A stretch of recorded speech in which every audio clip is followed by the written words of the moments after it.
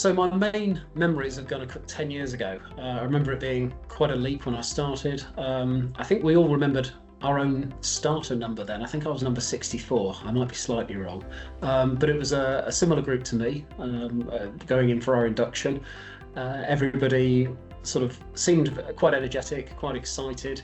But it was a much smaller firm. There was still a high degree of support, but it was a friendly, welcoming place.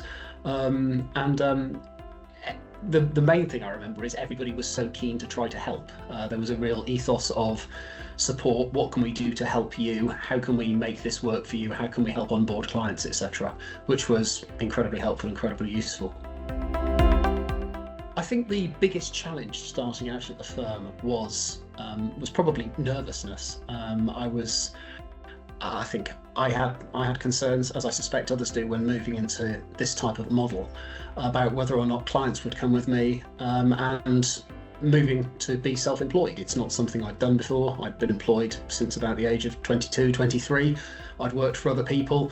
I thought I knew the job, but going into business on your own account was probably the biggest challenge, or the thing I was most concerned of at the time. If I had chance to tell myself something, it would be the same thing that my wife told me at the time, which is, you're good at your job, your clients like you, just go for it, which was brilliant advice at the time, and is definitely what I'd tell myself if I had the opportunity to 10 years ago me.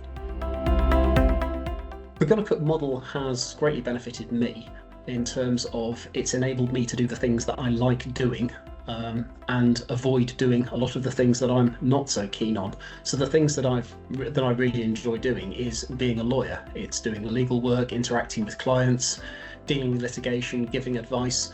Those are the things that I train to do. Those are the things that I'm qualified to do. And without being too big-headed about it, that's the thing that I'm not bad at doing.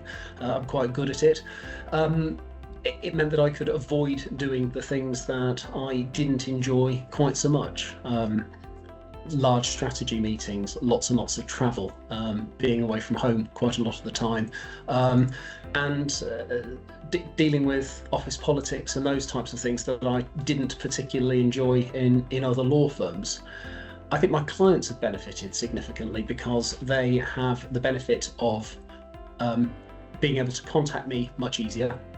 I'm available as and when they need me because I'm not doing all of those other things. They have the benefit of having fixed fees, which again I think is beneficial, and they have the benefit of working with me rather than me trying to push work down to a more junior lawyer in the interest of profitability. So they've got a longer term, more sustainable, better relationship with the lawyer that they want to work with. Within the past couple of years, colleagues, both at gunnercooke and former colleagues, have referred me work that I wouldn't have otherwise got. In one case involving religious discrimination, made a lot of the national press last year working for a high-profile Christian college on a religious discrimination claim, which is currently being appealed to the Employment Appeal Tribunal. I've also been referred work by a former colleague, which again I don't think I'd have got if I was working in a traditional firm, which is a really enjoyable claim for a high school in the south of England, brought by their head teacher. So there have been a number of unexpected opportunities, both in work and in terms of the social aspects that working at gunnercooke gives you. The firm's changed, I think. There's a far higher number of lawyers here. There's a far bigger support team. It's probably 5 times, 6 times the size as when I joined 10 years ago. I think what's remained consistent is, again, the focus from the support teams in terms of trying to help the lawyers, in terms of trying to ensure the best outcomes for clients. And yeah, there's a much wider range of services. There's a far greater depth of lawyers here and depth of experience in terms of client support. I'm not a goal setter in the traditional sense, so I don't set myself financial or work goals in that way. I've worked with some excellent clients, and I'd hope to continue working with them going forwards. I enjoy my work, and again, I'd very much hope to continue doing that for the next 10 years, as I have done for the previous 10.